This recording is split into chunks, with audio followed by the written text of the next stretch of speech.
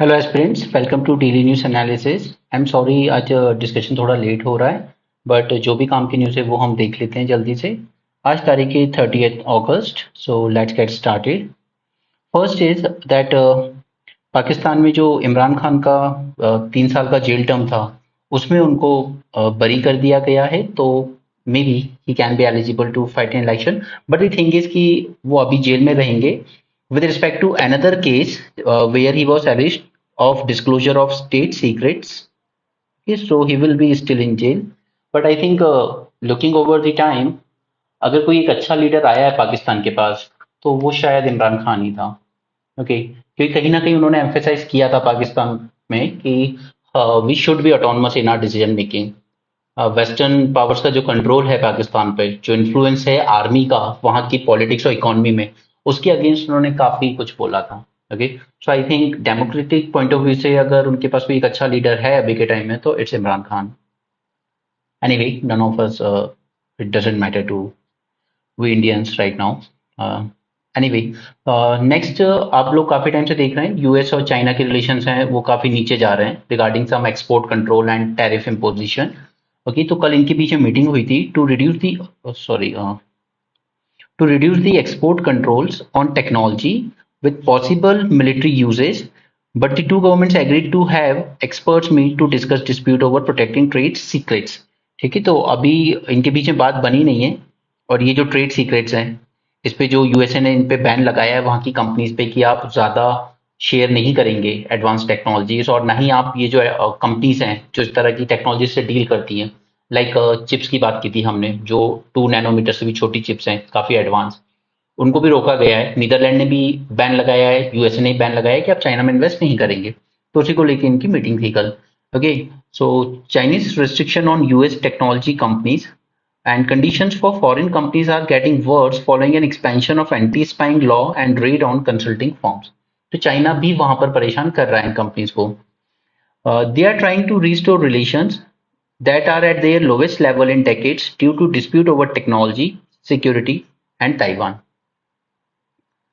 Chinese company ने limit on access to processor chips, जो कि मैंने आपको बताया है, और मैंने अपना जो सेमीकंडक्टर पे लेक्चर बनाया था क्रिटिकल चिप्स पे, उसमें ही मैंने आपको डिटेल में बताई थी सभी चीजें। And other US technology on security grounds, और इस वजह से it hampers the Chinese ambition of developing artificial intelligence and other industries. The curves crippled the smartphone business of Huawei technologies. ठीक है, तो ये वो है जो 5G प्रोजेक्ट वगैरह इंप्लीमेंट कर रही है, ओके, वर्ल्ड ओवर। तो चिप्स का एक्सेस ना मिलने की वजह से इसकी भी टेक्नोलॉजी डेवलपमेंट में दिक्कत आ रही है। ठीक है, तो अल्टीमेटली आपको सिर्फ चाइना और यूएस के रिलेशन में दो ही फंक्शन रखने हैं कि एक तो इन लोगों ने टैरिफ बहुत लगा रखा है एक दूसरे के प्रोडक्ट्स पे, ठीक है, कई बार रिटेलिएशन में लगाते हैं। और दूसरा कि ये आजकल जो एडवांस टेक्नोलॉजी शेयरिंग है, ठीक है, इसको लेकर भी इन्होंने रिस्ट्रिक्टिव लॉज बनाए हुए हैं। ठीक है, स्पेशली यूएस ने। ऑलराइट, बस ये दो पॉइंट ही आपको उसमें याद रखने हैं। चलिए आगे बढ़ते हैं, जो सब इलेक्शन से रिलेटेड बातें हैं। यहाँ पर जो जम्मू कश्मीर का केस चल रहा है आर्टिकल 370 का, उसमें सेंटर ने कहा है कि UT status is not permanent feature for Jammu Kashmir but for Ladakh it will remain. Okay, so एक चीज श्योर है कि सेंटर लद्दाख को यूनियन टेरिटरी रखने के ही मूड में है।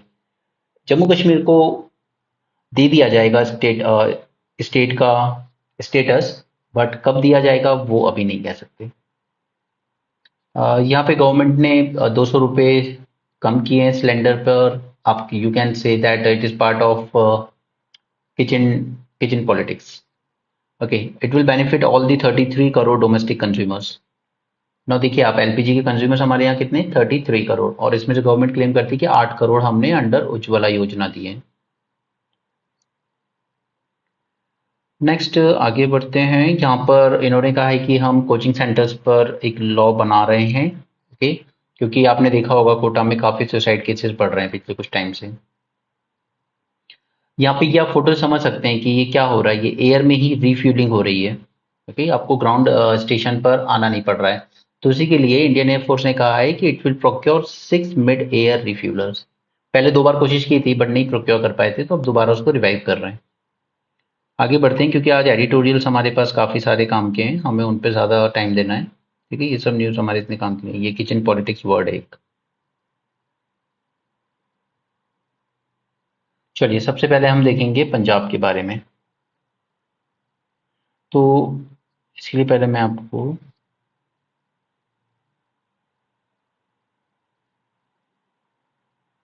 देखिए आपको पता है कि गवर्नर और इलेक्टेड गवर्नमेंट के बीच में काफ़ी इश्यूज चल रहे हैं। ठीक है, हमने तमिलनाडु गवर्नमेंट में देखा था कि इन्होंने जो नीट के रिगार्डिंग बिल पास किया था कि हमें नीट को एप्लीकेबल नहीं करना है अपने यहाँ पर, तो इस पे गवर्नर ने काफ़ी डिले किया, अभी तक इसको पेंडिंग रखा हुआ है। राइट। दिल्ली में गवर्नर और चीफ मिनिस्टर की तनातनी हम लोग न्यूज़ में देख ही रहे हैं आए दिन। ठीक है, कोई नई बात नहीं है। उसी तरीके से अब पंजाब में भी यहाँ पर गवर्नर और इनके बीच में कुछ इश्यूज सामने आए। Same was the case with Telangana. यहाँ पर गवर्नमेंट को सुप्रीम कोर्ट तक जाना पड़ा था that government is not giving taking giving assent to the bill and keeping them pending. ठीक है, तो ये कुछ एग्जांपल्स हैं between governor and elected government. क्योंकि गवर्नर क्या होता है, he is appointed. Okay, this government who is appointed, ठीक है, इसकी पावर पर एक लिमिट है, एक कॉन्स्टिट्यूशनल लिमिट है इसमें। और वो लिमिट ये है कि you should work on aid and advice of chief minister. Right. अब अगर सपोज तेलंगाना का केस, अगर चीफ मिनिस्टर और उनके कैबिनेट ने कह दिया है कि ये बिल पास हो गए, आप इसको एसेंट दे दीजिए, तो फिर इसको पेंडिंग रखने की कोई वजह तो है नहीं। Right, there is no reason why it should be kept pending. तो इनको सुप्रीम कोर्ट जाना पड़ा था तेलंगाना गवर्नमेंट को। फिर जिस दिन ये केस की हियरिंग थी उसी दिन गवर्नर ने एसेंट दे दिया, सुनवाई से हियरिंग से पहले। ठीक है, अब ये पेंडिंग क्यों रखते हैं? बिकॉज हमारे कॉन्स्टिट्यूशन में एक गलती हुई है कि हमने इस पे कोई टाइम लिमिट नहीं रखी है कि कितने टाइम में गवर्नमेंट गवर्नर को इस पे एसेंट दे देना चाहिए। ठीक है, coming to the NEET bill जो तमिलनाडु का था, तो इसमें इन्होंने कह दिया कि I will reserve it for president. ठीक है, हम कंसल्ट करेंगे प्रेसिडेंट यानी कि सेंट्रल काउंसिल ऑफ मिनिस्टर, उन्हीं की एडवाइस पे काम करना है उनको। ओके ओके, तो आप कह सकते हैं कि यहाँ पे सेंटर एंड स्टेट रिलेशंस ये काफी स्ट्रेन्ड चल रहे हैं आजकल। इसका एक रीजन क्या है कि सेंटर पर एक ऐसी पार्टी आई है जो अपनी अकेले की दम पर मेजोरिटी लाई है। It is not having any coalition partner. Like for example, पहले जब यूपीए गवर्नमेंट थी तो उसमें कोलिशन पार्टनर हुआ करते थे, जैसे तमिलनाडु की AIADMK। ओके, इवन डीएमके भी थी। ठीक है, उसी तरीके से communist were the part of UPA government. तो वहां पर आपको अलग अलग स्टेट से जब आपको सपोर्ट मिलता है, जैसे TMC फ्रॉम बंगाल, बाद में उन्होंने ले लिया था अपना समर्थन, लेकिन पहले था। ठीक है, तो जब इस तरह से कोलिशन गवर्नमेंट बनती है तो उसको स्टेट गवर्नमेंट के साथ वो ज्यादा एग्रेसिव नहीं हो सकते। बट अब क्योंकि सेंटर में जो गवर्नमेंट है वो अकेले की दम पे मेजोरिटी आई है, तो वो थोड़ा हाई हैंडेडनेस अप्रोच लेके चलती है।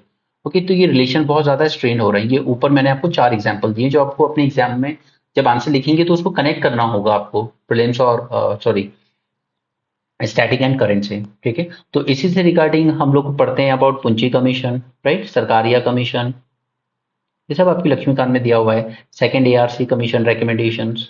ठीक है, उसी तरीके से हमारी वेंकटचलिया कमीशन जिसको हम कहते हैं कि review of working of constitution, ठीक है, 2000 में आई थी।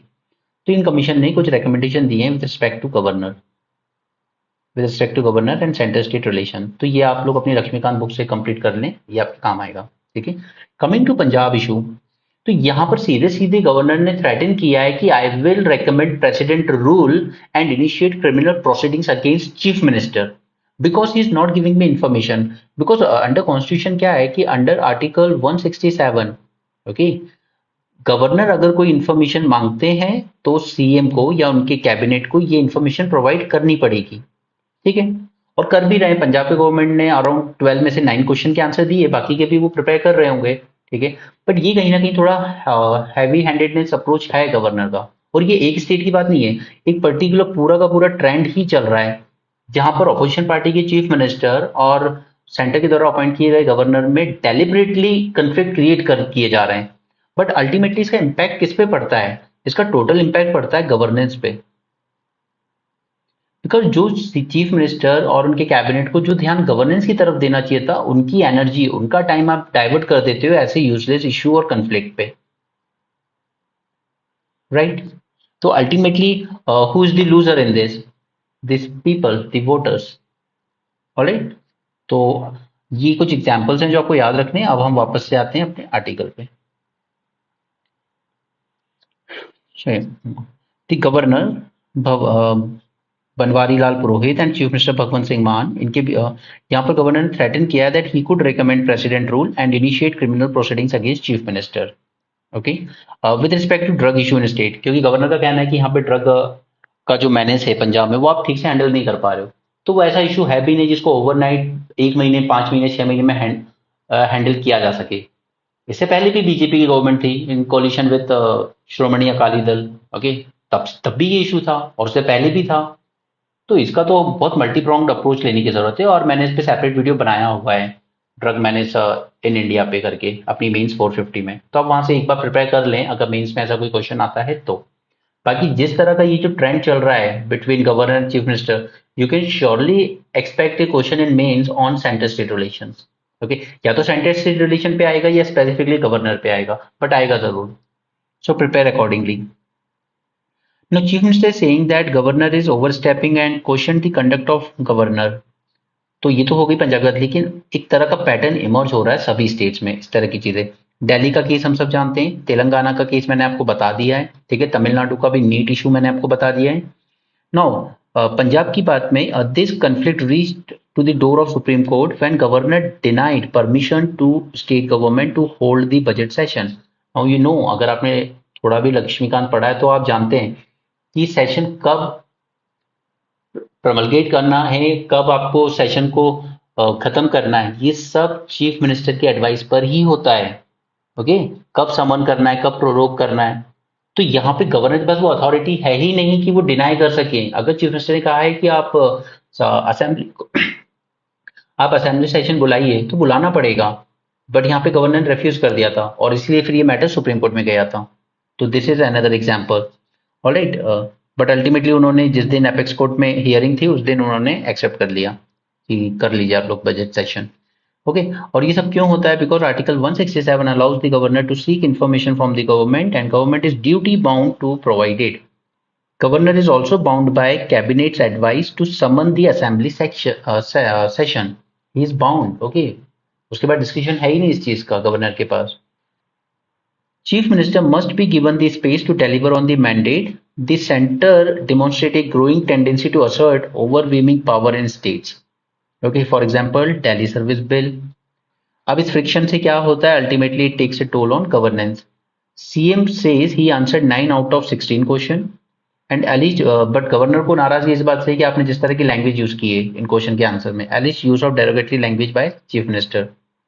This is only going to sap his energies at a time when he needs to step up to large challenge and crisis. Ultimately, chief minister, cabinet और जो government है overall, उसकी जो energy जो गवर्नेंस में जानी चाहिए वो इन इश्यूज में जाती है।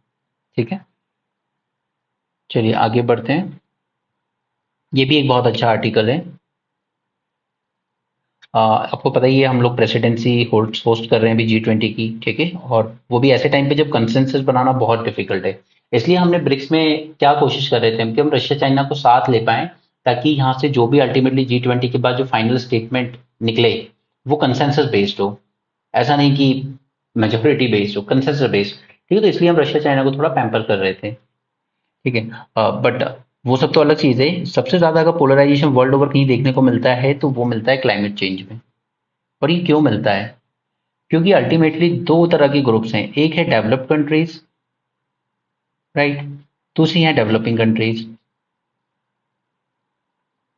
ठीक है, और डेवलपिंग कंट्रीज एम्फेसाइज करती हैं principle of common but differentiated responsibilities. अब इसका क्या मतलब है? मतलब कॉमन गोल है सबका कि हमें क्लाइमेट चेंज को काउंटर करना है, ये सब ठीक है, लेकिन रिस्पॉन्सिबिलिटीज डिफरेंट है सबकी। क्योंकि दीज डेवलप कंट्रीज, इनका काम है कि आपने ऑलमोस्ट 2 सेंचुरीज तक, 100-200 साल तक आपने कार्बन एमिशन किए हैं। आप आज डेवलपमेंट स्टेज पर हो तो सबसे ज्यादा एमिशन भी आप ही ने किए थे। तो you are responsible for this rise in temperature, जो सिंस हम कहते हैं ना 1750 जब से इंडस्ट्रियल रेवोल्यूशन शुरू हुआ था, वहां से लेकर आज तक हमारा टेम्परेचर ऑलमोस्ट 1.5 डिग्री सेल्सियस बढ़ने की तरफ ऑलमोस्ट पहुंच चुका है। ठीक है, तो इसलिए मोस्टली रिस्पॉन्सिबल है डेवलप कंट्रीज। डेवलपिंग कंट्रीज कहती है कि अभी तो हम ना तो उतना डेवलपमेंट लेवल हुआ है, ना हमने उतने एमिशंस किए, और अभी we are still in process of development. ठीक है, तो हम रिस्पॉन्सिबल नहीं है जो क्लाइमेट चेंज में प्रॉब्लम्स क्रिएट की हुई हैं, ठीक है, उसकी रिस्पॉन्सिबल आप हैं। तो इसीलिए ये प्रिंसिपल था जो कॉमन बट डिफरेंशिएटेड रिस्पॉन्सिबिलिटीज। इसमें डेवलप कंट्रीज ने प्रॉमिस किया था that we will pay $100 billion some annually, annually, and for what, for mitigation and adaptation. Mitigation adaptation effort के लिए एनुअली डेवलपिंग कंट्रीज को $100 बिलियन एनुअली प्रोवाइड करेंगी। अब mitigation adaptation से आप क्या समझते हैं? देखिए, मिटिगेशन का मतलब है कि जो हो चुका है उसको रिवर्स करना, थोड़ा कम करना। जैसे फॉर एग्जाम्पल कि आप कोशिश कर रहे हो कि कार्बन डाइऑक्साइड जो इसका कंसंट्रेशन बढ़ चुका है एटमोसफेयर में, तो हम क्या यूज कर रहे हैं? कार्बन स्टोरेज टेक्निक, राइट, कि कार्बन को हम एटमॉस्फेयर से कैच कर रहे हैं और उसको कंप्रेस करके नीचे रॉक कैवर्न्स में स्टोर कर रहे हैं, ठीक है, तो कार्बन स्टोरेज टेक्निक है पार्ट ऑफ मिटिगेशन एफर्ट, ठीक है। दूसरा होता है कि आप अडेप्ट कर लीजिए कि जो चीज जैसे सी लेवल राइज हो रहा है, तो आप उसके अकॉर्डिंगली अपनी जो सेटलमेंट है उसको प्लान कीजिए कि कल को अगर अगले 20-30 साल में ये सी लेवल राइज होगा तो कोस्टल कम्युनिटीज, कोस्टल सेटलमेंट्स को दिक्कत होगी, तो आप उसकी तैयारी कीजिए, ठीक है, वो होता है अडेप्टेशन करना। अब बात ये है कि ये कंट्रीज एक तो ये $100 बिलियन के प्रॉमिस को पूरा नहीं कर रही हैं, first thing. Second thing is कि ये क्या करती हैं कि जो प्राइवेट इन्वेस्टमेंट भी जाता है डेवलपिंग कंट्रीज में, जैसे मान लीजिए कि इन्होंने कहीं किसी छोटी कंट्री, किसी अफ्रीकन कंट्री में सोलर प्लांट लगाया, ठीक है, तो अब ये प्लांट लगाया तो ये तो ऑब्वियस ही बात है, ये तो कमर्शियल प्रोजेक्ट है, वहां इन्वेस्ट किया तो वहां से रिटर्न भी आएंगे, तो ये इस इन्वेस्टमेंट को भी अपने इस $100 बिलियन में काउंट कर लेते हैं। तो ये तो सरासर आप कह सकते हो कि मैनिपुलेटिंग है स्टैटिस्टिक्स की, ठीक है। यहाँ पे $100 बिलियन का प्रोवाइड करने का मतलब था कि ये हम आपको एक ग्रांट प्रोवाइड कर रहे हैं, असिस्टेंस प्रोवाइड कर रहे हैं, क्योंकि हमने जो गलतियां की है पास्ट में एमिशंस करके, ठीक है, आपने नहीं की है लेकिन सफर आप भी कर रहे हो हमारी वजह से, तो ये हम आपको दे रहे हैं। बट ये गलत कर रही है कंट्रीज, ठीक है, ये आपको पैसा दे नहीं रही है, तो एक तरह का इन्वेस्टमेंट है जो आपको रिटर्न करना पड़ेगा, ठीक है। तो आप कह सकते हो कि जो भी थोड़ा बहुत इन्वेस्टमेंट आ रहा है, ज्यादा नहीं आ रहा है, हार्डली आप कह सकते हो कि $20 बिलियन आ रहा है एनुअली डेवलप कंट्रीज की तरफ से, जबकि ये लोग कहते हैं कि $80 बिलियन आ रहा है, बट ये $80 बिलियन ये लोग ये कमर्शियल प्रोजेक्ट्स के इन्वेस्टमेंट को भी काउंट करके बताते हैं, ठीक है। जबकि स्कैप्टिव्स कहते हैं कि नहीं, सिर्फ $20 बिलियन आप मुश्किल से कहीं ग्रांट दे रहे हो किसी को क्लाइमेट के लिए, और इसमें से भी 96% जो पैसा है वो मिटिगेशन एफर्ट में जा रहा है, अडेप्टेशन में नहीं, ओके। क्योंकि अडेप्टेशन को क्या है कि डिफाइन करना बहुत मुश्किल है कि आखिर किस प्रोजेक्ट को आप कहेंगे अडेप्टेशन। ये मिटिगेशन फिर भी ठीक है कि आप सोलर एनर्जी में प्रोजेक्ट में आपने लगा दिया, विंड एनर्जी प्रोजेक्ट में लगा दिया, वो फिर भी ठीक है कि आप एनर्जी ट्रांजिशन कर रहे हैं हम लोग यहाँ पे। बट एडेप्टेशन प्रोजेक्ट में कौन आएगा क्या नहीं आएगा ये डिफाइन करना थोड़ा मुश्किल है, ऑलराइट। और इसी के बाद आपको पता है कि loss and damage fund establish किया गया है अभी रिसेंटली, ठीक है। हालांकि इसमें कितना अमाउंट आएगा, कितनी क्वांटिटी होगी, इसकी क्या प्रिंसिपल्स होंगे, ये अभी तक डिफाइन नहीं किया गया है। लेकिन ये $100 बिलियन के एक्सपीरियंस को देखते हुए लगता है कि ये लॉस एंड डैमेज फंड भी बहुत कोई ज्यादा जल्दी ऑपरेट होने वाला नहीं है, okay. So it's kind of more like fake promises. चलिए अब देख लेते हैं कि आर्टिकल में दिया क्या exactly. So present commitments of $100 billion for projects in developing nations, ठीक है। It was too small with the need, क्योंकि नीड है ऑलमोस्ट ट्रिलियंस ऑफ डॉलर की एडेप्टेशन मिटिगेशन के लिए, और आप दे रहे हो सिर्फ $100 बिलियन, तो ये सम बहुत छोटा है। अब ये तो छोड़िए कि आप क्लाइमेट चेंज को जो हो रहा है उसको रिवर्स करना चाहते हो, उल्टा 2011 से 20 के बीच में fossil fuel subsidies in 51 countries were 40% higher than the total amount spent on climate finance. यानी कि आपने क्लाइमेट को हैंडल करने के लिए जो फाइनेंस किया ना, उससे ज्यादा 40% ज्यादा तो आपने उल्टा सब्सिडीज दे दी है फॉसिल फ्यूल टाइप की चीजों को, ठीक है, जैसे फॉसिल फ्यूल के जो भी प्रोजेक्ट्स हैं, coal based fire plants and so on. तो आप अभी भी सीरियस नहीं हो क्लाइमेट को मिटिगेट करने के लिए, क्योंकि हमें अल्टीमेटली क्या करना है, ये प्रॉमिस भी किया गया था ना इस बार के समिट में कि हमें ये जो फॉसिल फ्यूल बेस्ड सब्सिडीज है इनको एलिमिनेट करना है। अब ओईसीडी यानी कि ये जो डेवलप कंट्रीज है ये क्या करती हैं कि स्टैटिस्टिक्स को जगल करती हैं कि हमने करीब 100 में से $80 बिलियन तक तो हम पहुंच गए, but Skeptics say that no, it's just 19-20 billion dollar because you are including the normal commercial debt for climate related activities in its calculation. Okay, क्योंकि $100 बिलियन जो आप सपोज था कि आपको देना है, it should be in form of concessional finance only, या तो कंसेशनल फाइनेंस या ग्रांट्स के फॉर्म में, कमर्शियल नेचर के नहीं हो सकते वो। ठीक है, वरना फिर वो $100 बिलियन कैसे, मतलब वो असिस्टेंस हुआ ही नहीं। ठीक है, ना तो आप कोई कंसेशन दे रहे हो उस फंडिंग में, और ना ही आप ग्रांट प्रोवाइड कर रहे हो, आप तो एक कमर्शियल डील कर रहे हो। Now, the need for climate finance today is $4.35 billion. See the need, and आप दे कितना रहे हो, सिर्फ $100 billion to meet the Paris Agreement targets.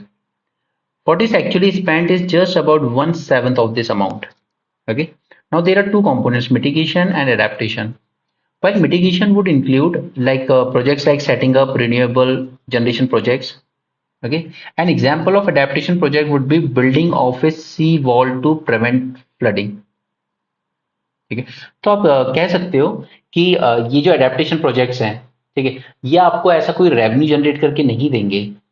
ठीक है, adaptation project would not give U a kind of revenue या इनकम, आप कह सकते हो। ठीक है, दे वोंट गिव एडेप्टेशन, इसीलिए इसकी तरफ फंडिंग बहुत कम आती है, मल्टीलैटरल इंस्टीट्यूशंस की तरफ से भी और गवर्नमेंट की तरफ से भी। जबकि मिटिगेशन में जैसे सोलर प्रोजेक्ट लगाया या विंड एनर्जी प्रोजेक्ट लगाया, तो वहां से आपको एक रेवेन्यू जनरेट होता है, इलेक्ट्रिसिटी बनेगी, वो सेल होगी, तो उससे आपको रेवेन्यू आएगा। इसीलिए जो भी फंडिंग आती है उसमें से ऑलमोस्ट 96% मिटिगेशन एफर्ट में जाती है। ठीक है, उनको क्या करना है, सी वॉल बना के राइजिंग सी लेवल या फ्लडिंग को रोक के। ठीक है, क्योंकि उसको तो रेवेन्यू आ नहीं रहा उससे।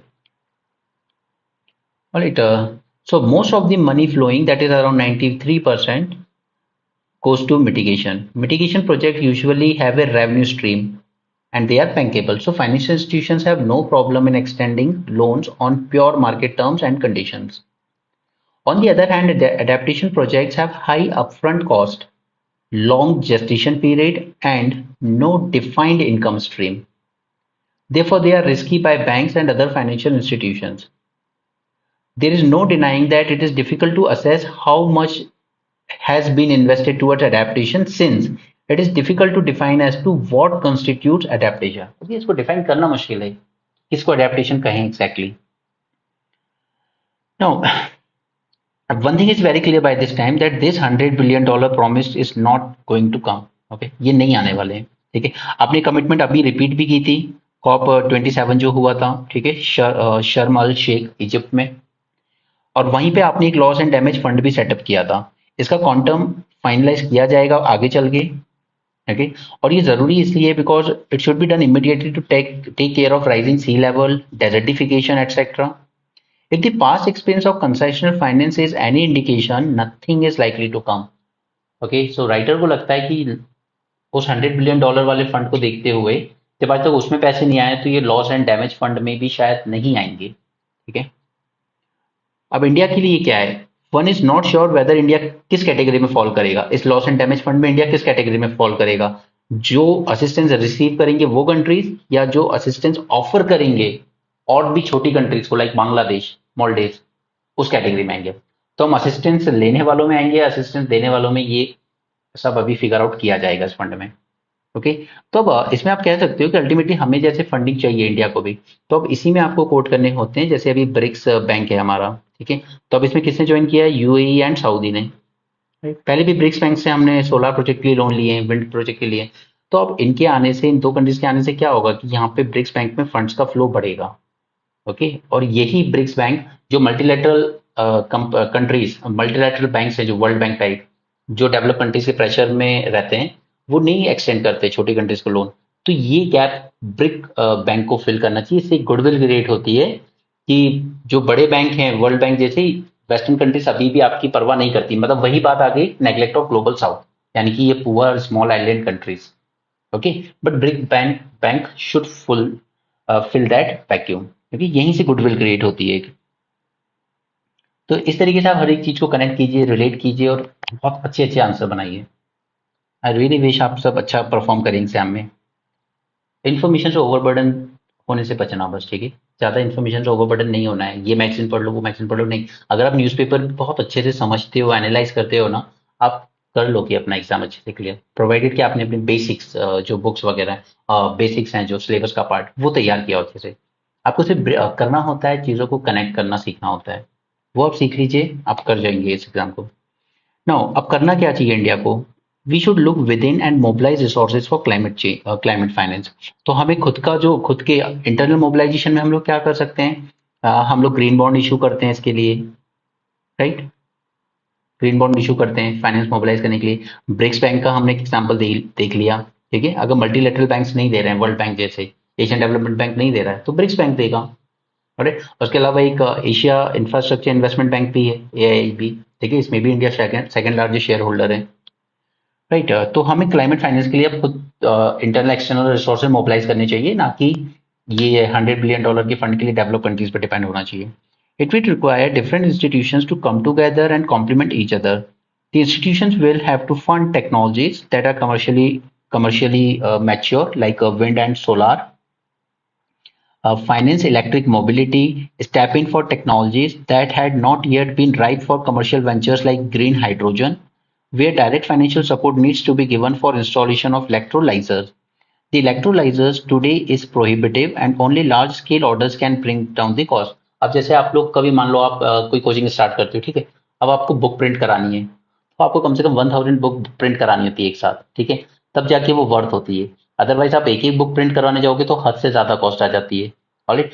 तो इसका मतलब है कि एक लमसम ऑर्डर आपके पास होना चाहिए, तब जाके हम कहते हैं कि नाउ हमने इकोनॉमी ऑफ स्केल अचीव की है, ठीक है? तो वैसे इलेक्ट्रोलाइजर के केस में है कि यहाँ पर अभी ये जब थोड़ा थोड़ा डिमांड होती है तो इसकी कॉस्ट अभी ज्यादा है, लेकिन अगर लार्ज स्केल ऑर्डर्स मिलने लगेंगे तो इलेक्ट्रोलाइजर की कॉस्ट भी कम हो जाएगी, ठीक है? और इलेक्ट्रोलाइजर का इंपॉर्टेंस बहुत ज्यादा है ग्रीन हाइड्रोजन प्रोड्यूस करने में, ठीक, क्योंकि हमें इसमें वाटर मॉलिक्यूल को ब्रेक करना होता है। ऑलराइट, सो एडेप्टेशन मेजर्स में हमें प्राइवेट सेक्टर को भी साथ लेना होगा, बट क्योंकि प्राइवेट सेक्टर एडेप्टेशन में मैंने आपको बताया कि एग्जैक्टली तुरंत वही रेवेन्यू जनरेट नहीं होता है इसमें, तो अल्टीमेटली इसमें भी गवर्नमेंट की हेल्प लगेगी। तो आप कह सकते हो गवर्नमेंट प्राइवेट सेक्टर को मिलके गवर्नमेंट को इंसेंटिवाइज करना होगा प्राइवेट सेक्टर्स को। तो इसी का एक एग्जाम्पल क्या आ जाता है हमारा CSR project, corporate social responsibility, ठीक है? इसमें क्या होता है कि कॉर्पोरेट से उनके प्रॉफिट का कुछ फंड इन्वेस्ट करवाया जाता है सोशल प्रोजेक्ट्स में, एग्जाम्पल वही फ्लड को रोकने के लिए, ठीक है? तो ये सब चीजें आप कनेक्ट करना सीख लीजिए। मल्टीलेटरल डेवलपमेंट बैंक से आप फाइनेंस ले सकते हो, लोन्स के फॉर्म में ले सकते हो। Private sector participation adaptation project is less than 2% at present.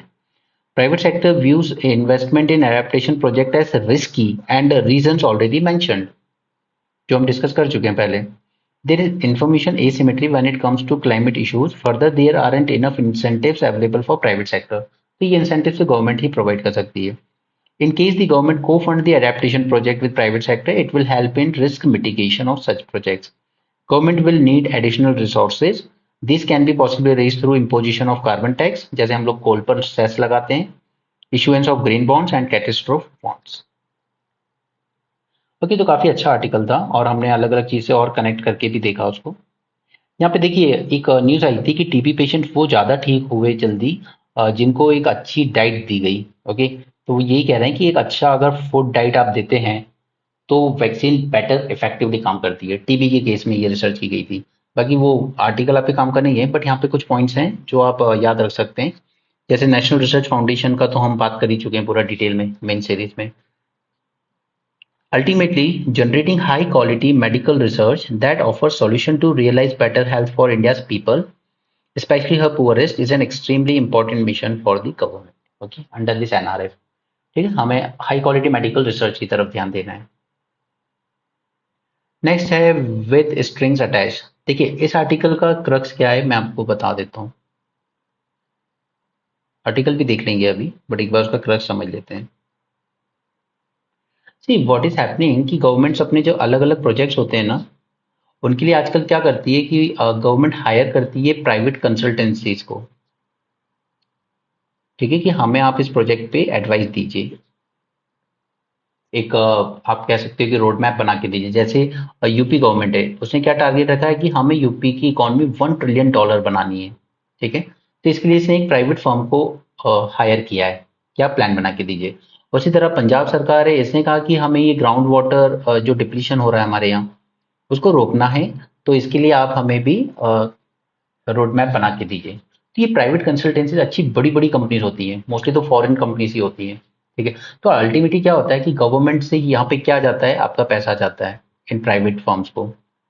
Alright, आप उनसे प्लान्स पर तैयार करवा रहे हो, प्रोजेक्ट्स तैयार करवा रहे हो, बट अल्टीमेटली क्या होता है, अगर वो प्रोजेक्ट फेल हो रहा है, ठीक है, तो जिस सीनियर ब्यूरोक्रेट ने इस कंसल्टेंसी को फाइनलाइज किया था कि आप काम कीजिए हमारे लिए, तो उसकी कोई अकाउंटेबिलिटी नहीं बनती, ठीक है। अगर वो रिटायर्ड हो गया है, no one going to ask him कि आपने इस कंपनी को क्यों सैंक्शन किया था, ठीक है। तो एक तो अकाउंटेबिलिटी का इशू आता है ऐसे में। दूसरा, कि आप अपने खुद के जो ऑफिसर्स हैं उनकी कैपेसिटी बिल्डिंग में अगर इन्वेस्ट करते तो शायद ज्यादा बेटर होता। ओके, आप अपने ऑफिसर्स की कैपेसिटी बिल्डिंग में इन्वेस्ट ना करके प्राइवेट फर्म्स पे डिपेंड कर रहे हो, और गवर्नमेंट का जो रेवेन्यू है, जो टैक्स से आने वाला पैसा है, वो डाइवर्ट कर रहे हो आप दूसरी तरफ। Alright, this is second issue. Third is issue of favouritism. इसमें क्या होता है, कई बार सीनियर ब्यूरोक्रेट्स ऐसी प्राइवेट कंपनी को हायर कर लेते हैं जिसमें उन्हीं का कोई फैमिली मेंबर काम कर रहा होता है। ऑलराइट, जैसे suppose if I am a bureaucrat, okay, senior bureaucrat, अगर मुझे अपने बेटे को एक अच्छी बड़ी कंपनी में जॉब दिलवानी है, तो मैं कोई प्रोजेक्ट लाऊंगा, एक प्राइवेट फर्म से बात करूंगा कि आपको इसकी डीपीआर तैयार करने के लिए या रिपोर्ट तैयार करने के लिए मैं आपको कॉन्ट्रैक्ट देना चाहता हूँ, कंडीशन अगर आप मेरे बेटे को अपने यहाँ पर जॉब दे दें। या कोई प्राइवेट कंपनी है, जैसे मैं प्राइवेट कंपनी हूँ, मेरे यहाँ ऑलरेडी किसी सीनियर ब्यूरोक्रेट का लड़के को मैं पहले जॉब पे रख लेता हूँ, कि उनसे कहता हूँ कि जरा अपने फादर से कह के प्रोजेक्ट्स वगैरह लीजिए अपने फर्म के लिए, कंपनी के लिए, ओके। तो अल्टीमेटली क्या हो गया, उसमें फेवरेटिज्म वाली बात आ गई। फिर आपने बेस्ट फॉर्म चूज नहीं किया, आपने वो फॉर्म चूज किया जिससे आपका किसी ना किसी तरह का कनेक्शन था। तो इसको टैकल करना भी बहुत जरूरी है। तो इसके लिए इन सीनियर ब्यूरोक्रेट्स को एक डिस्क्लोजर फाइल करना चाहिए। अभी नहीं करते हैं, बट करना चाहिए उनको डिस्क्लोजर फाइल, कि जिस कंपनी को आपने कंसल्टेंसी के लिए रखा है, क्या उसमें आपका कोई फैमिली मेंबर है। कई बार क्या होता है कि इवन शेयर होल्डर्स भी होते हैं वो लोग उसमें अच्छे खासे, ठीक है, या इवन उनके बोर्ड ऑफ डायरेक्टर्स में मेंबर होते हैं। राइट, तब जाके आप उस कंसल्टेंसी को देते हो, और अल्टीमेटली वो आप ही को फायदा दे रही है इनडायरेक्टली आपके फैमिली मेंबर के थ्रू। राइट, तो इस तरह की चीज, और सीएजी को फिर इसको प्रॉपरली अकाउंट करना चाहिए कि ऐसा कुछ था या नहीं था।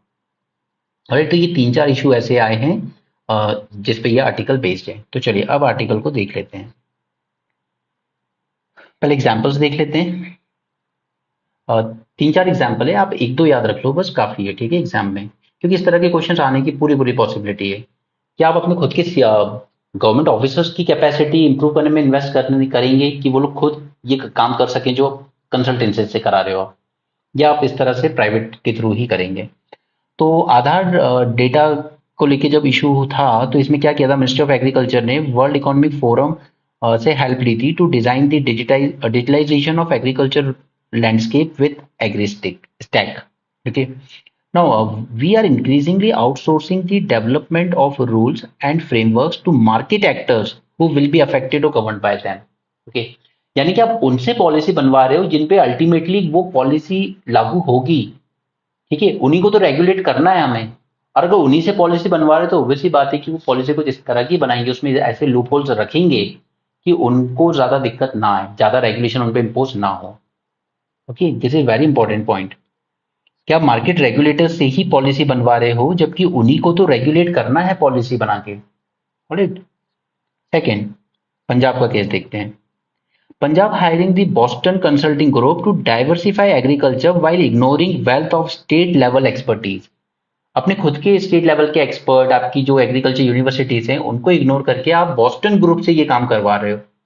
राइट, उसी तरीके से इन्होंने एक और एंगेज किया था जेपल को to reduce ground water withdrawal. उसी तरह यूपी ने डेलॉइट को को एंगेज किया to prepare a road map to turn the state into $1 trillion economy इन 5 years. It will require an annual growth rate of 30% when country is growing at just rate of 6%. All right. So this even the same cases with Bill and Melinda Gates Foundation, they are accused of giving advice and influencing policy by contributing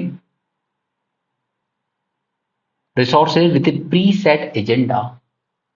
okay, so ultimately यहाँ पे conflict of interest हो जाते हैं कि policy उन्हीं लोगों से बनवाई जा रही है जिनको रेगुलेट करेगी ये पॉलिसी।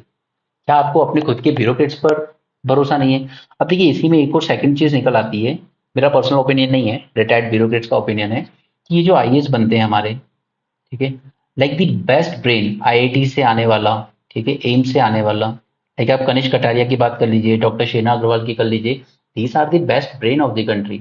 ओके, अगर ये अपनी ही फील्ड में काम करते हैं, सपोज जिसमें भी थे, इंजीनियरिंग फील्ड में, ठीक है, या मेडिकल फील्ड में थे, अगर ये इसी में काम करते, जैसे जो सजेस्ट किया जाता है कि आप जो engineer doctor special top institute से जो सिलेक्ट होते हैं आईएएस में, आप उनके नाम के आगे आईएएस लगाने दीजिए उनको, ठीक है, बट उनको डिस्ट्रिक्ट लेवल की पोस्टिंग मत दीजिए, उनको उन्हीं की जो पर्टिकुलर फील्ड है उसी में स्पेशलाइजेशन अचीव करने लीजिए, ठीक है, और बाद में आप उनको डायरेक्टली सेक्रेटरी लेवल की पोस्ट पे लाइए आगे चल के, ठीक है, क्योंकि आईएएस तो ऑलरेडी हैं और अपनी फील्ड के एक्सपर्ट ही बन चुके हैं। तो जो चीज अब यहाँ पे आप प्राइवेट कंसल्टेंसी से करा रहे हो, वो आपके खुद के गवर्नमेंट ऑफिसर्स करेंगे, क्योंकि वो उस लेवल की कैपेसिटी बिल्ड करके आए होंगे, वो एक्सपर्टीज लेके आए होंगे अपनी फील्ड की, ठीक है।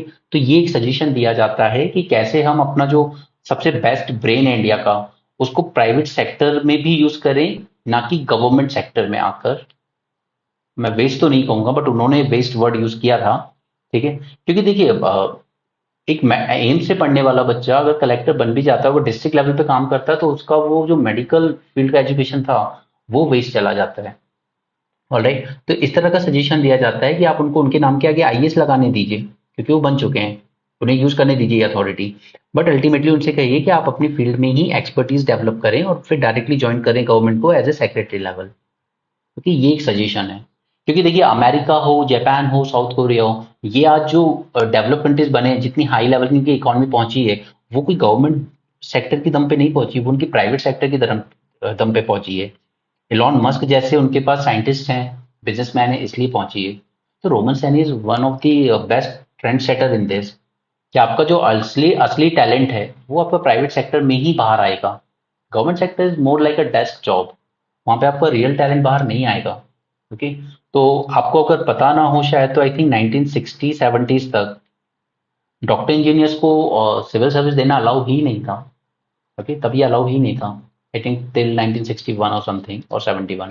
ओके, तब तक अलाउ नहीं किया जाता था इंजीनियर्स डॉक्टर्स को अलाउ करना। लेकिन क्योंकि इंजीनियरिंग बहुत हो रही है और कॉलेज में क्वालिटी तो हम लोग जानते ही हैं, but at least IIT and AIIMS level से अगर कोई आ रहा है तो फिर कोशिश कीजिए कि वो अपनी फील्ड के एक्सपर्ट बने पहले।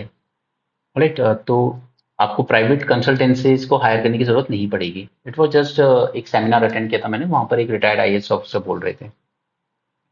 चलिए नेक्स्ट इस आर्टिकल पे वापस आते हैं।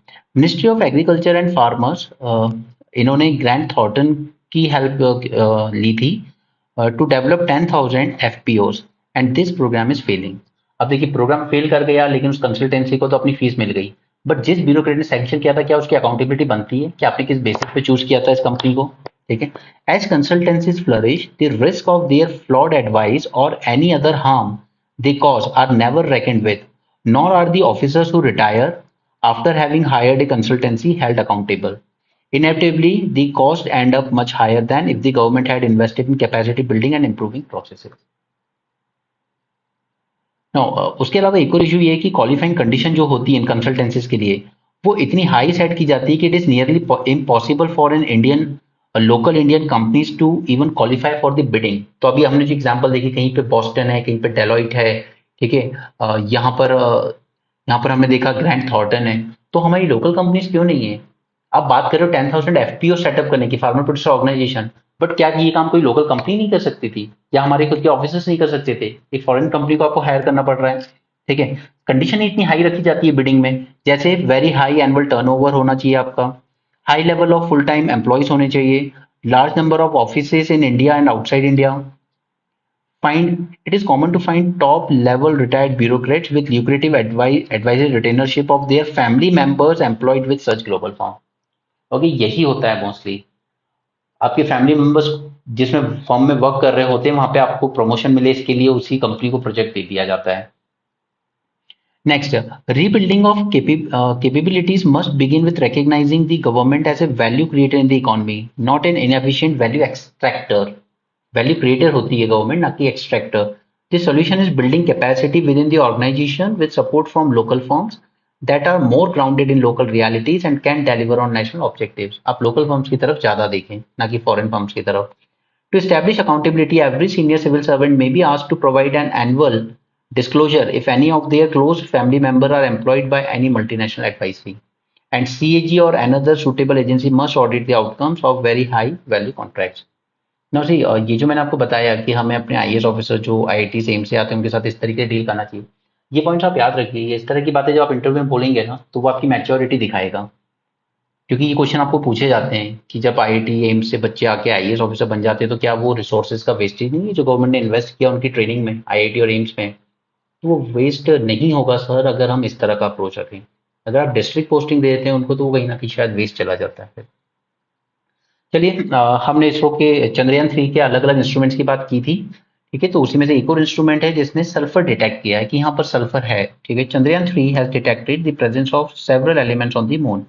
It confirmed the presence of sulfur whose direct evidence was not available yet. This is first in situ measure. In situ मतलब वहीं पे जाके मेजर किया है। ऐसा नहीं कि ऑर्बिट में घूम रहे थे वहां से दूर से मेजर किया, नहीं, वहीं सॉइल पे जाके किया। ठीक है, सल्फर के अलावा भी काफी सारे एलिमेंट्स हैं, aluminium, calcium, iron, titanium, manganese, silicon, oxygen. ठीक है, presence and abundance of different elements on moon, ये कंफर्म किया है इसने। लिप्स इंस्ट्रूमेंट था रोवर पे, जो मैं आपको संडे के लेक्चर में बता चुका हूँ प्रीलिम्स एक्स्ट्रा में। प्लीज प्रीलिम्स एक्स्ट्रा का लेक्चर मिस मत करना है, वो आपको प्रीलिम्स में बहुत हेल्प करेगा। उसमें काफी वर्बेटिम बेस्ड चीजें डिस्कस की हमने, और वर्बेटिम बेस्ड क्वेश्चन बहुत आ रहे हैं प्रीलिम्स में। संडे का लेक्चर मिस मत कीजिएगा प्लीज, और अभी से करेंगे तो बेटर होगा। लास्ट में मैं कंपाइल करके 10-12 घंटे की वीडियो डाल दूंगा, वो नहीं एब्जॉर्ब होगा माइंड को। अभी से कीजिए, ठीक है। उसी तरह से it uses a high energy pulsar to generate a plasma from rock और soil. In plasma state elements emit characteristic wavelength of radiation that can then be used to identify these elements. इसको इस point को आप बहुत अच्छे से याद रखिए, ये प्रीलिम्स का बहुत इंपैक्टफुल स्टेटमेंट बनेगा अगर आया तो। अल्फा पार्टिकल एक्सरे, जो कि एक और इंस्ट्रूमेंट था इसी पर, it is also meant to study the element composition of lunar surface. Sulfur usually originates in volcanic activities. Its presence on the moon can offer indications about moon's history and composition. Okay, यानी कि कभी ना कभी volcano जैसा कुछ हुआ होगा चांद पे शायद। यहाँ पे अलग अलग तरह की ड्रग्स की बात की गई है, जैसे कोकेन, ये साउथ अमेरिका से आता है via sea route, hidden inside shipping container. ठीक है, cross border smuggling of drugs and use of dark web to aid this network. मैंने आपको डार्क वेब पर भी सेपरेट लेक्चर दिया है क्योंकि मुझे लगता है कि वो मीन्स के लिए इंपॉर्टेंट है। ओके, तो वो आप देख लीजिएगा। गांजा सोर्स कर लेते हैं झारखंड एंड उड़ीसा से, ओपियम आ जाता है हमारे मध्य प्रदेश से। ये अलग अलग तरह के ड्रग्स हैं, ganja, hash, opium, heroin, cocaine, ketamine, MDMA, DMD, LSD, amphetamine. Not important though. Wrestling federation of India को सस्पेंड तो कर ही दिया है वर्ल्ड बॉडी ने, ठीक है, क्योंकि इलेक्शन नहीं करा पाए थे हम टाइमली, और हाई कोर्ट ने अभी एक्सटेंड भी कर दिया ये स्टे कि आप इलेक्शन 25 सितंबर तक नहीं करा सकते। यहाँ पे हम पहली बार डेंगू वायरस के जीनोम सीक्वेंसिंग करेंगे। ठीक है, तो again, can learnings from COVID genome sequencing and waste water surveillance be leverage to address the increasing problem of dengue. Genome sequencing of dengue virus करने जा रहे हैं पहली बार। It will track the spread and viral infection, okay, analyzing the genetic makeup of the virus, while wastewater surveillance will monitor the traces of virus in wastewater. It aims to create a comprehensive understanding of dengue by utilizing serology data. Serology होता है क्या है? Data related to antibodies in blood, genomic data and disease prevalence data. दूसरा, यहाँ पर अब देखिए, जब हम लोग बात करते हैं ना कि हमारे यहाँ इतनी पॉलिसीज हैं, इतनी स्कीम्स हैं, गरीबी को लेके, मैल न्यूट्रिशन को लेके, एजुकेशन, हेल्थ, सब कुछ, ठीक है, तो फिर भी हमारे पास आउटकम क्यों नहीं आते हैं अच्छे? नहीं आते हैं क्योंकि पॉलिसी में दो चीजें होती है, एक होती है डिजाइनिंग, ठीक है, आपकी डिजाइनिंग में फॉल्ट है, और दूसरा होता है इम्प्लीमेंटेशन, क्या आप उसको प्रॉपर इम्प्लीमेंटेशन इंश्योर नहीं कर पा रहे हैं। ठीक है, इस तरह की चीजें आपको मेंस में देखने को मिलती हैं। तो वही इम्प्लीमेंटेशन में ही एक फॉल्ट का एग्जांपल ये आया आपके सामने कि सीबीआई इंक्वायरी ने बताया है कि there was alleged minority scholarship scam with 830 allegedly fake institution received benefit under the scheme, it causing a loss of more than 144 crore. Fake institutions scholarship का बेनिफिट ले रहे थे। ठीक है, इसी तरह से हमने आयुष्मान भारत स्कीम में भी देखा था, वहां पर एक ही नंबर पे लैक्स ऑफ, एक ही मोबाइल नंबर पे lakhs of Ayushman Bharat card issue हुए थे। ठीक है, तो ये सब ये इसमें आ जाता है इम्प्लीमेंटेशन प्रॉब्लम में, ठीक है। डिजाइनिंग की बात कभी अलग से करेंगे, डिजाइनिंग भी काफी फ्रेगमेंटेड होती है हमारे यहाँ, इसलिए स्कीम अच्छी बन नहीं पाती है कभी। Economy, the combined capital outlay on roads and renewables reached up to 13 lakh crore 35% growth के साथ। कैपिटल एक्सपेंडिचर आपको पता ही है, कैपिटल एक्सपेंडिचर लाइक जो आपको रिटर्न देते हैं फ्यूचर में, ठीक है। जैसे आपने एक्सप्रेसवे बना दिया, टोल लगेगा, वहां वहां से रिटर्न आएंगे, ठीक है। रेवेन्यू एक्सपेंडिचर जो रिटर्न नहीं देते हैं, जैसे आपको सैलरी देनी है ऑफिसर्स की, पेंशन देनी है, वो कोई रिटर्न नहीं देगा आपको, वो रेवेन्यू एक्सपेंडिचर होता है, ये कैपिटल एक्सपेंडिचर होता है, तो इसी को हम लोग कहते हैं कैपेक्स। ओके, कैपेक्स ये जितना हाई होगा ना इकोनॉमिकली उतना अच्छा होगा, यानी कि आप कुछ एसेट क्रिएट कर रहे हो, एक्सप्रेसवे बना रहे हो, ब्रिज बना रहे हो, ठीक है, इनसे रिटर्न आते हैं, ठीक है। और सबसे इंपॉर्टेंटली कि ये मल्टीप्लायर इफेक्ट क्रिएट करते हैं।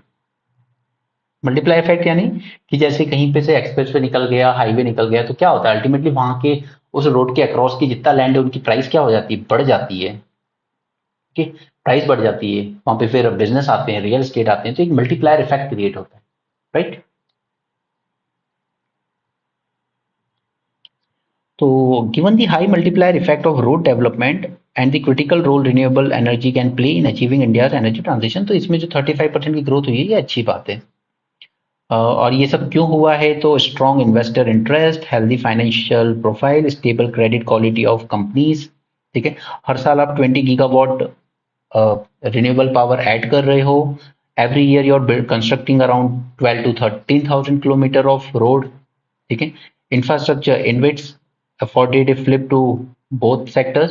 इन्विट्स क्या है, रिट्स क्या है, ये सब मैं आपको कभी इकोनॉमी का जब प्रीलिम्स के टाइम कराऊंगा ना रिवीजन, तब बात करेंगे हम इसमें, ठीक है। और इसके अलावा भी ये सब हो रहा है, लेकिन गवर्नमेंट को और क्या फोकस करने की जरूरत है, तो government need to focus on asset monetisation and equity raising, healthy cash flows, capital structure balance in both sector.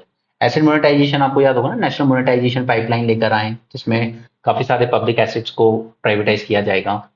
But इसके अलावा भी काफी सारे चैलेंजेस अभी भी बने हुए हैं, जैसे risk of aggressive bidding, execution bye new एंट्रेंट। Aggressive bidding का मतलब ये होता है कि कई बार ना एक दूसरे को बस हराने के चक्कर में आप इतनी लो कॉस्ट बिड कर देते हो गवर्नमेंट से प्रोजेक्ट लेने के लिए कि वो प्रॉफिटेबल नहीं रह जाती आपके लिए, और फिर कुछ टाइम बाद आप हाथ खड़े कर देते हो कि हम तो नुकसान में जा रहे हैं इसमें, ठीक है। फिर आप जो लोन लिया होगा आपने उस प्रोजेक्ट के लिए वो आप डिफॉल्ट कर जाते हो और एनपीए क्रिएट हो जाता है, राइट। तो इतनी एग्रेसिव बिडिंग भी ठीक नहीं है कि सिर्फ अपने कॉम्पिटिटर को से बिड छीनने के लिए आप इतना लो बिड कर दें कि आप उसको सस्टेनेबल ना रख पाए आगे चल के। Rationalization bidding strategies will be crucial to sustain profitability and maintaining quality. Timely asset monetization, तो इसमें आप वो नेशनल मोनेटाइजेशन पाइपलाइन कोट कर सकते हैं। दूसरा है एलनिनो इफेक्ट, तो इसकी वजह से आप देख ही रहे हैं कि कितनी प्रॉब्लम हो रही है। अगस्त ऑलमोस्ट ड्राई गया है, सितंबर भी ड्राई जाएगा। एलनिनो इफेक्ट को अगर काउंटर करना होता है तो आपका आईओटी पॉजिटिव होना चाहिए, तो ये भी मैंने आपको संडे वाले प्रीलिम्स एग्जाम में बता दिया है, पॉजिटिव आईओटी का इम्पैक्ट क्या होगा हमारे यहाँ। तो ये पॉजिटिव बन तो रहा है अभी, बट कंपेंसेट कर नहीं पाएगा जितना रेनफॉल डेफिसिट हो गया ना। हमारे काफी सारे रिजर्वॉयर्स इनफैक्ट 50% कैपेसिटी पे आ चुके हैं ऑलरेडी, तो अगली जो क्रॉप आएगी उसमें भी दिक्कत आएगी इससे, ठीक है। लेकिन फूड सिक्योरिटी की साइड प्रॉब्लम नहीं है, क्योंकि हमारे पास सफिशिएंट स्टॉक है फूड ग्रेन्स का। Okay, now capex is really being driven by the government today. होता क्या है कि आप कह सकते हो कि पहले गवर्नमेंट फंडिंग आती है, तब उसके बाद प्राइवेट फंडिंग अपने आप फॉलो करती है। जैसे वही एग्जांपल, एक एक्सप्रेसवे जा रहा है कहीं से, ठीक है, तो गवर्नमेंट ने पहले एक्सप्रेसवे बनवा दिया सपोज अपनी तरफ से, तो क्या होता है अपने आप यहाँ पे बिजनेस आना शुरू हो जाएंगे, ठीक है, रियल एस्टेट बनना शुरू हो जाएगा। तो इसको कहते हैं गवर्नमेंट लेड इन्वेस्टमेंट। पहले गवर्नमेंट इन्वेस्ट करे तो प्राइवेट सेक्टर की इन्वेस्टमेंट अपने आप आने लगती है। और मैन्युफैक्चरिंग में अभी अच्छी चीज क्या है कि हम लोग की पीएलआई स्कीम कुछ हिट एंड मिस है, पर अच्छी चल रही है, ठीक है। China plus one strategy multinational companies ले रही हैं कि चाइना के अलावा भी उनको एक और अच्छा मैन्युफैक्चरिंग बेस चाहिए। ओके, मैन्युफैक्चरिंग में हम लोग अपनी कॉम्पिटिटिव एज मेंटेन नहीं कर पाए हैं कभी भी। और दूसरा कि हमारी एम्प्लॉय जो वर्क फोर्स है वो स्किल नहीं है आज की इंडस्ट्री की नीड के हिसाब से। ऑलराइट, दूसरा स्किलिंग करने की जरूरत है। Next is push on infrastructure by government is a big plus because we were uncompetitive on the logistic cost. आपको पता है कि लॉजिस्टिक कॉस्ट हमारे यहाँ बहुत ज्यादा थी, तो इसी के लिए फिर हमारी गवर्नमेंट ने बनाया वेस्टर्न डेडिकेटेड फ्राइट कॉरिडोर, जहाँ से जो सिर्फ फ्राइट के लिए यूज होंगे, ये नॉर्मल पैसेंजर ट्रेन के लिए यूज नहीं होंगे, ठीक है, ताकि जैसे सपोज राजस्थान में या दिल्ली में कुछ बना है तो उसको मुंबई तक तेजी से पहुंचाया जा सके, डेडिकेटेड फ्राइट कॉरिडोर्स, ठीक है। तो बहुत अच्छी बात है, इससे हमारी लॉजिस्टिक कॉस्ट कम होगी और हमारे प्रोडक्ट्स फॉरेन मार्केट में ज़्यादा कॉम्पिटेटिव होंगे। Okay. Real rate of interest बहुत हाई हुआ करते थे, अब तो फिर भी थोड़े कम हो गए।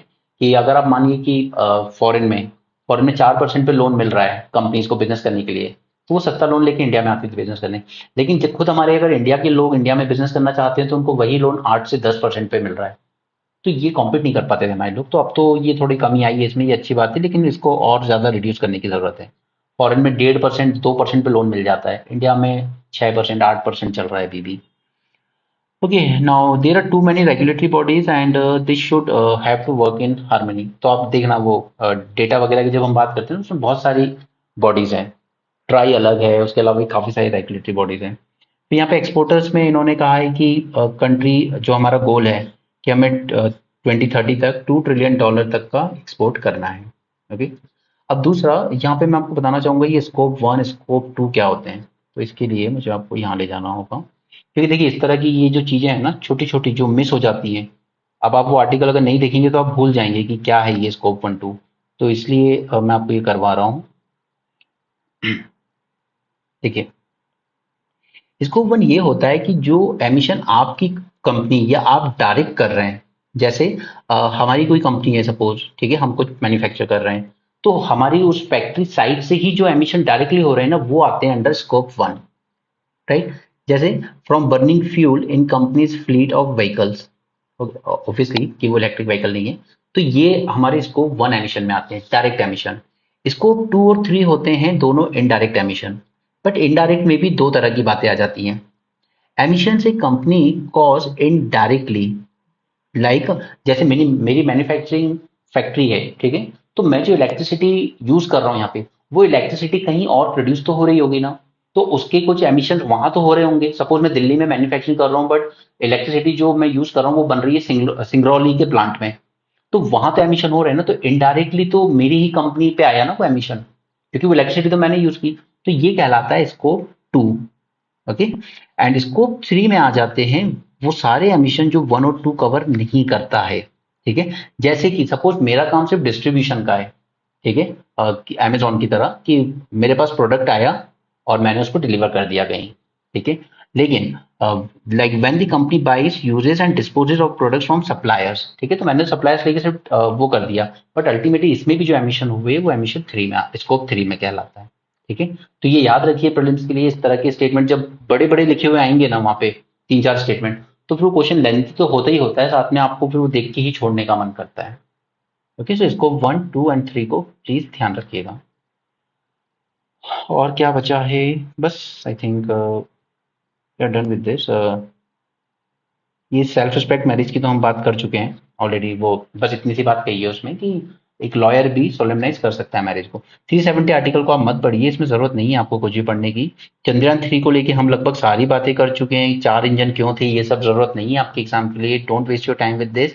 रही बात ये ड्राइएस्ट एवर की बात, तो इसमें हम एलनिनो के इम्पैक्ट और इसको अलग से पढ़ेंगे। इसमें यहाँ पर ऐसा कुछ नहीं है, बस आपको यहाँ से एक पॉइंट याद रखना है कि जो रिजर्वायर का लेवल है अभी, ये काफी कम है, ठीक है। तो अगर अब ये सितंबर भी ड्राई चला जाता है तो फिर जो अगली क्रॉप आनी है हमारी वो थोड़ी प्रॉब्लम होगी। Like for example Kerala and Tamil Nadu को देखिए, यहाँ पे जो रिजर्वायर्स हैं they are holding only 50% of the water they normally have.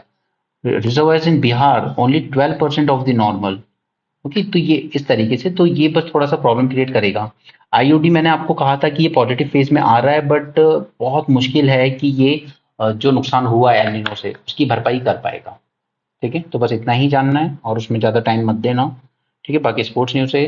सो आज का सेशन थोड़ा लेंदी हुआ है आई नो, बट सब कुछ जो भी इंपॉर्टेंट था हमने अच्छे से कवर किया है। So thanks for joining, have a great day and keep learning.